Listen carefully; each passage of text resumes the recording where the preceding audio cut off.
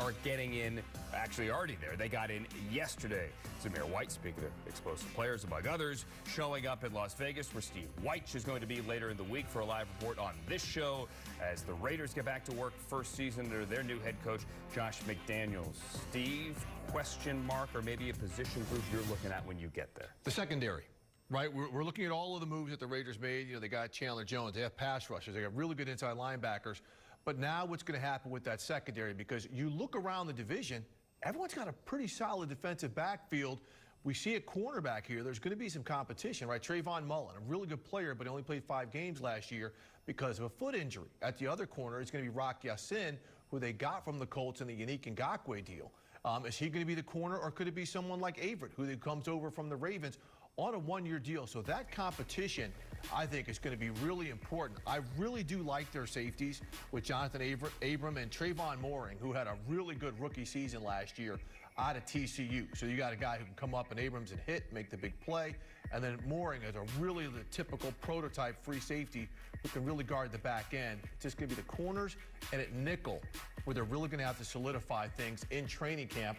Again, now Russell Wilson in the division. We just talked about Justin Herbert. And, of course, we can say whatever we want about the Chiefs. They still have Patrick Mahomes. And I don't know why we're not talking about Juju Smith-Schuster, who, yes, he's not Tyreek Hill, but he's a very productive player on that Chiefs wide receiving corps. Yeah, but I'm excited to see this Raiders defense come together as a whole. Patrick Graham, the defensive coordinator now, and Steve, you and I both covered the Raiders for years and years and years. And what do we talk about every offseason? If Derrick Carr could just get an average defense, they'd have a little something. Last year, they finally moved into that middle threshold in the NFL. They ranked 4th, but they were still 26th in scoring defense. They're still near the bottom in red zone defense, in turnovers. And so if you can get that defense to actually play well and be a good defense, now you get to that team that can perhaps contend for the Super Bowl, knowing that Devontae Adams, Derrick Carr, and all the rest of the crew will deliver the goods on offense. And when you look at Max Crosby and Chandler Jones coming together, that magic pairing up front, you mentioned the dynamic quarterbacks in the division that they'll be hunting. They're already feeding off each other. You look at Max Crosby there in that Denver Broncos game last year, coming together the way he did, and feeding off Chandler Jones this offseason. Jones, for all the accolades that he brings, the league leader in sacks since he's been in it the last 10 years. When he's hustling through drills, the younger players follow his lead. And then conversely, when Chandler Jones sees Max Crosby give that all-out effort that he's known for, that gets Chandler Jones' juices going. And Jones was asked, what do you see from this potential offense going against them every day? And he said, you know what? The hard work, the focus that they have, forget all the talent. That's the foundation that they're relying on right now. And so if you compare that talent with the work ethic right now that the Raiders are establishing there, that's where you can go with the Super Bowl contention here. And look, the teams have had a lot of success. I talked about the secondary being kind of something that's got to be sorted out in training camp. If you've got great pressure up front, your secondary, you don't need a bunch of all-stars back there. They can make plays if that quarterback's got a shorter clock to throw, and getting takeaways and getting the ball back to Carr in that offense, that's going to be paramount for the Raiders if they're going to get back to the playoffs in this division. We had some of the D linemen unveiled today for the new Madden ratings, and, you know, Myles Garrett's up there with the 99. Raider Twitter, what do you think of Max Crosby with an 87? Ooh, want to stir it up, Andrew? Raiders Twitter, I mean, they're not a sensitive bunch. No, not at all. Raiders are showing up for training camp, but the summer is kind of sort of over. Maybe not for you. Take the kids to the beach, but for the NFL world, it is over. So we're back. NFL Now, Andrew Siciliano, Steve White, and Omar Ruiz. Omar, great to see you. Hey, great to see you, Andrew. Great back to be with here. you and back talking the Chargers here. We talked yesterday about Zion Johnson. Yep. Right? First-round pick, BC. Let's talk about a guy a little bit further down their depth chart as they get the rookies in here to Costa Mesa this week and actually today. How about Isaiah Spiller adding a little wow to their backfield? Yeah, another draft pick who went in the 4th round, where Zion Johnson went in the 1st round. But Omar, when you look at Isaiah Spiller, right, he was considered one of the top running backs coming out of the draft, him and Kenneth Walker and Breece Hall. But he's going to give the Chargers, when I watch video of him, watch how he finishes runs. Like, okay, well, here he's getting into the end zone, right? A very prolific runner. He can hit the big play, but he breaks tackles, and when guys do get their hands on, he finishes them. Watch their upper body rock back. Finish right? him. When you talk about coach, watch their upper bodies rock back. This is something that the Chargers have to love, right? Austin Eckler, Omar, is somebody who gives them a lot of wiggle, a lot of stuff in the passing game, a dynamic player. doesn't have a ton of explosive runs. That's what Spiller can do, especially when he gets to that second line. Yeah, get downhill on that offensive line behind Zion Johnson. You guys talked about him yesterday. Big picture. I love how Tom Telesco has built this team. Remember, Telesco came over from the Indianapolis Colts when they drafted Andrew Luck, and certainly not taking Justin Herbert's talent, not taking his big physical strength for granted, drafting Rashawn Slater in the first round last year, and then Zion Johnson coming back with an offensive lineman, as they have in him, to have to carry them all the time. And then big picture for his career, in their 15 wins with Justin Herbert leading the way, check out these numbers: 39 touchdowns to just 5 interceptions. In the 17 losses, still productive with the touchdowns, 30 touchdowns, but 17 interceptions. So again, speaks to the fact that the Chargers want to build a complete team, knowing that when the fourth quarter comes around, knowing that when Justin Herbert needs to make plays, he can, and hopefully he can get him into the playoffs here in year 3. And I think the explosives in the run game really... It changes things. It changes things because they had so many explosives with Justin Herbert's right arm in the pass game. But Austin Eckler's longest run last year was 28. And if memory serves, he didn't have a touchdown on the ground from outside the 20. Correct. Isaiah Spiller gives you that ability. He is a great complement to Austin Eckler and really just another explosive weapon. Really new on the job here and a new head coach as well with Brian Daboll. The focus will be undoubtedly on picks 5 and 7, 2 top 10 picks for this new administration as they get their rookies in the building.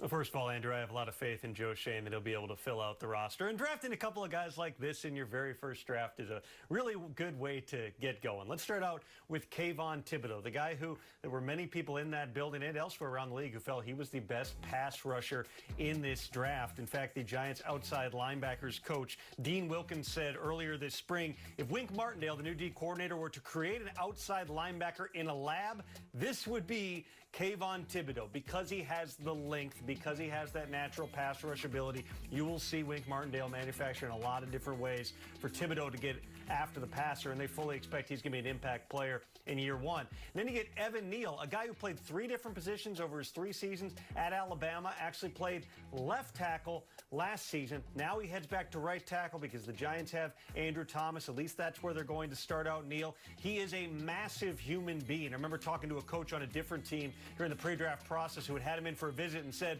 when Evan Neal walks in the room, he swallows up the door. That's how big this dude is. Exactly the type of prototype that they like at that position. Just a really powerful guy. And again, when you draft guys in the top 10, Andrew, you fully anticipate these guys are not just going to be contributors in year 1, but they should be really good players for you out of the gate. Immediate impact. Off-season topic bar. Which rookies make immediate impacts? You hope Evan Neal and Kayvon Thibodeau both do in New York. Give me another name, Tom, as the rookies show up here. Another rookie to keep an eye on. Another Giants rookie that I think is interesting is Cordell Flott, the 3rd-round draft pick, cornerback out of LSU.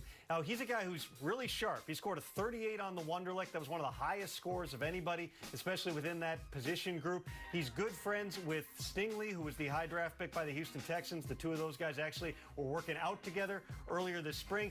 Flott played a lot of football at LSU, was a 2-year starter there. He's played inside, he's played outside. Somebody who probably could carve out a role not just on special teams, but on defense as well as a rookie. All right, New York Giants in the building today. Their rookies are, and their entire rookie class, after Dane Belton did his deal, is signed and sealed and delivered today to East Rutherford. Thank you, Tom Pelissero there with the Giants. Meantime, the Cowboys are packing up and heading west here to Oxnard, California, up the 101 parking lot from us in Los Angeles. Cowboys veterans don't show up until next week. They're rookies in this coming weekend. All eyes on the quarterback. All eyes on the shiny object again. Last year was all about Jane Slater, Dak Prescott's health, coming back from the major injury. He proved he could be healthy. He can play again. They could be a good team again. Now, Dak says he's in the best shape of his life. What's his offseason been like?